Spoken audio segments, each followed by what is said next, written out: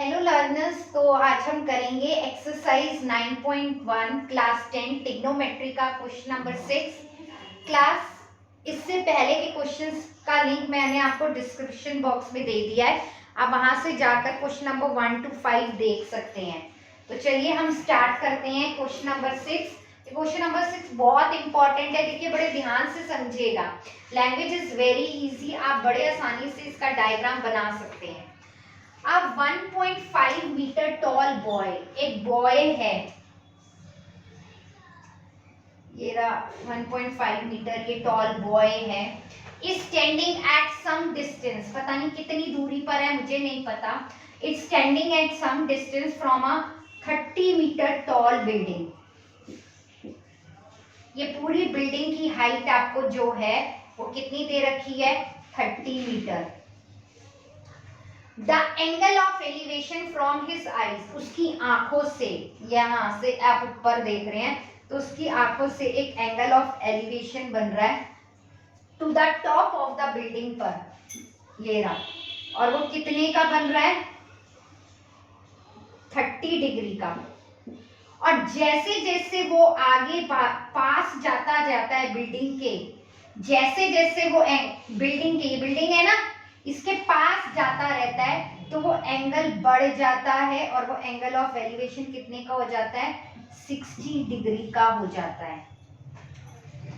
Find the distance he walk towards the building, ये distance find out करना है, यहां से लेकर यहां तक, वो बिल्डिंग तक जब चला तो वो कितना डिस्टेंस चला, ये फाइंड आउट करना है क्लास आपको। क्लियर हुआ? ये टोटल बिल्डिंग की हाइट है 30 मीटर। ये देखिए 1.5 मीटर टॉल बॉय है तो ये भी 1.5 मीटर होगा, और मैं अगर ऐसे भी बना दूं तो ये भी 1.5 मीटर होगा। क्लियर हुआ? अब आपको करना क्या है, मैं पहले इस एंगल के नाम दे देती हूँ, A B C D E F G, मैं ऐसे लिख रही हूँ। सबसे पहले क्लास में क्या ले रही हूँ, ट्राइंगल ए सी डी, और मैं कारण भी बता रही हूँ आपको क्यों लूंगी मैं। देखिए क्लास, ये टोटल हाइट 30 मीटर है, तो अगर ये 28.5 मीटर होगी, दैट इज यहां से लेकर यहां तक ए डी, इन दोनों को आप जोड़ लीजिए, 30 मीटर ही आएगा आपका। 28.5 प्लस 1.5 इज 30 मीटर, तो मैंने ये लिख लिया अलग अलग, 28.5 और ये 1.5। क्लियर हुआ? Total is 30 metre. तो अब हम क्या करेंगे क्लास, देखिए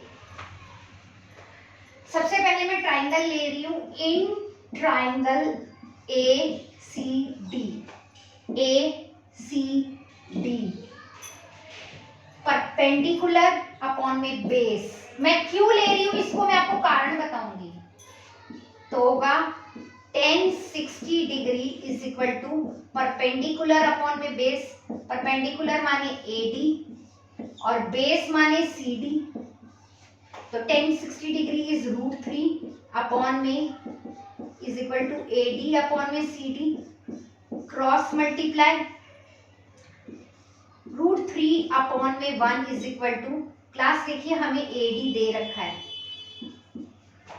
AD इज 28.5 अपॉन में CD।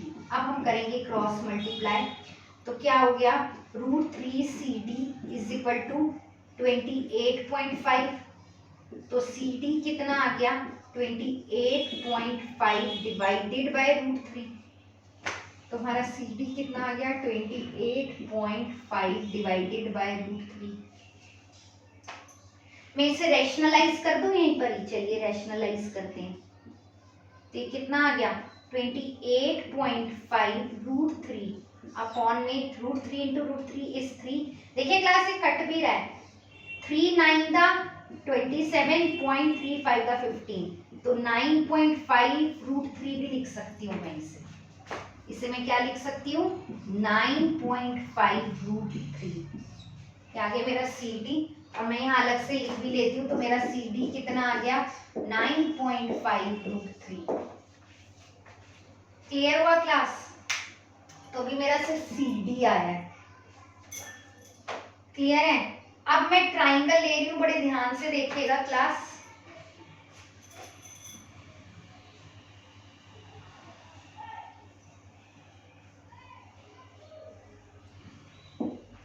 अब मैं क्लास ट्राइंगल ले रही हूं A B D.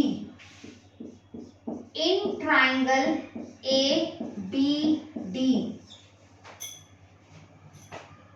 Perpendicular upon में बेस, बेस मेरा पूरा होगा बी डी, तो tan 30 degree is equal to perpendicular upon में बेस tan 30 डिग्री इज 1/√3।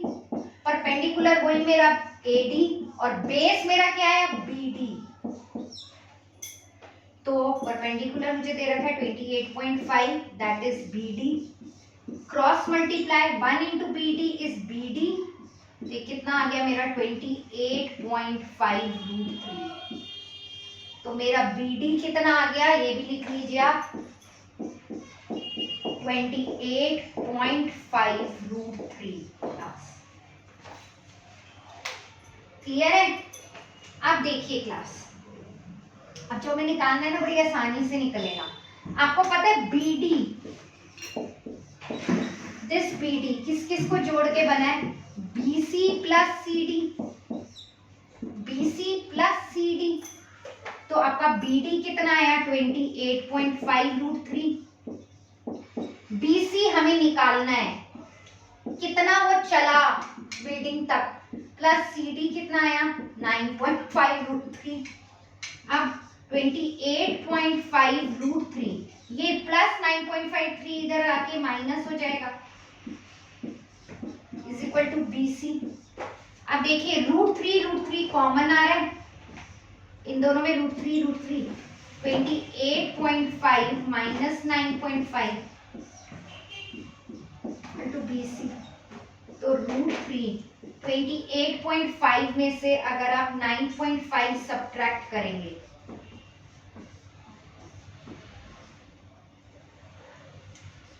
19, तो BC कितना आ गया क्लास आपका 19√3। यही आपको निकालना था class. This is question number 6। Clear है क्लास? तो दिस इज क्वेश्चन नंबर 6। देखिए क्लास, अब हम क्वेश्चन नंबर 7 देख रहे हैं।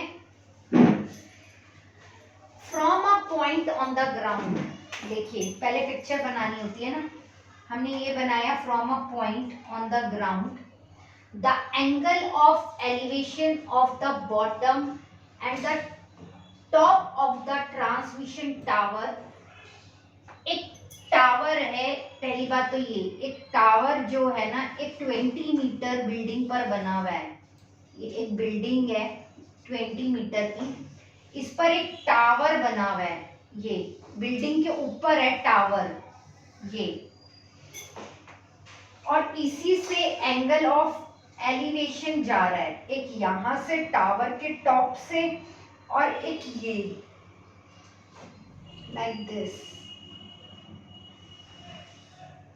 देखिए क्लास, ये प्लीज ध्यान से देखिएगा। From a point on the ground, ये एक पॉइंट है ग्राउंड, और ये मेरा क्या है, ये मेरी एक बिल्डिंग है। बिल्डिंग के ऊपर टावर बना हुआ है दिस। क्लियर हुआ? इस बिल्डिंग के ऊपर टावर बना हुआ है ये। क्लियर हुआ? और यहां से एंगल ऑफ एलिवेशन जा रहा है। जो एंगल ऑफ एलिवेशन है वो इसका कितने का बन रहा है 60 डिग्री का, और जो बिल्डिंग का 20 मीटर हाई बिल्डिंग आर, उसका जो एंगल ऑफ एलिवेशन है दैट इज 45 डिग्री। इसको मैं नाम दे देती हूँ ABCD।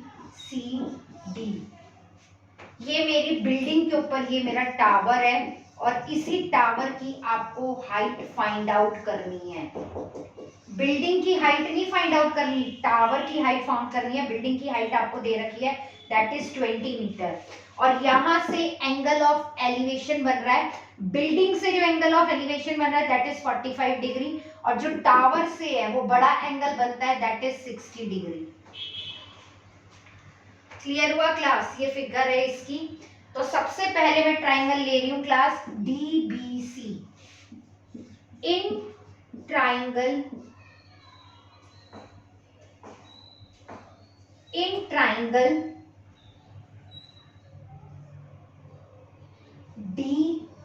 DBC, मैं ये ट्राइंगल ले रही हूँ क्लास DBC, तो परपेंडिकुलर अपॉन में बेस, तो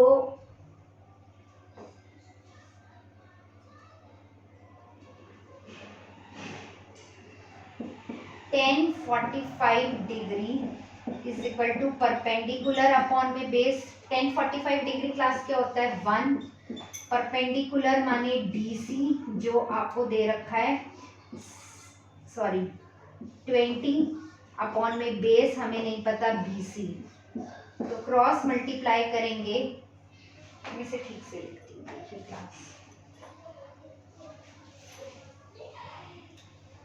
1045 degree is 1, perpendicular is 20, perpendicular को आप बोल सकते हैं DC और बेस है BC, 20 अपॉन में BC, तो आपका BC कितना आया क्लास 20 मीटर, तो BC आपका बेस कितना आ गया 20 मीटर। अब क्लास में ले रही हूं इन ट्राइंगल ABC, तो बड़ा एंगल 1060 डिग्री, 1060 डिग्री की वैल्यू होती है √3, 1060 डिग्री की वैल्यू क्या होती है क्लास √3, ओके, तो 1060 degree is equal to perpendicular, ये पूरा होगा परपेंडिकुलर AC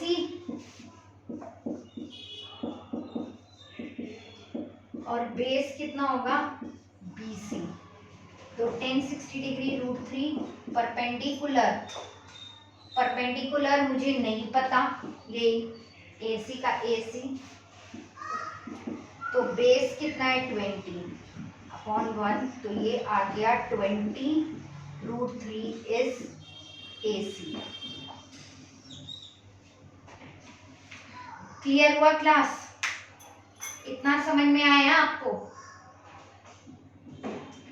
देखिए क्लास, सबसे समझने वाली बात ये क्या है, बिल्डिंग के ऊपर टावर बना हुआ है, बिल्डिंग के ऊपर है टावर, तो बड़े ध्यान से समझिएगा, आपको बिल्डिंग की हाइट गिवन थी 20 मीटर, आपको टावर की हाइट निकालनी है, मतलब आपको AD फाइंड आउट करना है।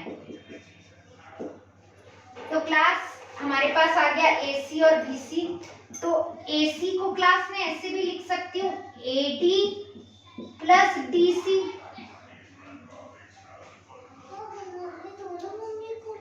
AC को मैं क्या लिख सकती हूँ AD प्लस DC, तो AC कितना है 20 √3 इज इक्वल टू AD, ये हमें निकालना है, प्लस DC इज 20, तो ये इधर जाके माइनस हो जाएगा, 20 √3 minus 20 is equal to AD, तो अब इसमें 20 20 कॉमन आ रहा है, तो √3 minus 1 is equal to AD, तो यही हमें निकालना था, that is height of the tower. तो ये आपका क्या आया class, height of the tower.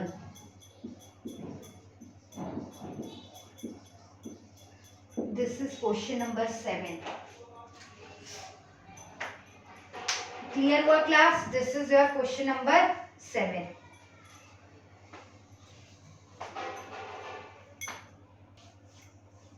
चलिए क्लास, अब हम देखते हैं अपना क्वेश्चन नंबर 8। देखिए क्या लिखा है, अ स्टैचू 1.6 मीटर टॉल, एक कोई स्टैचू है, मान लीजिए कोई स्टैचू है, ये 1.6 मीटर टॉल है, stands on the top of a pedestal, कोई पेडिस्टल है, उसके ऊपर मान लीजिए पेडिस्टल है, इसके ऊपर ये स्टैचू खड़ा हुआ है,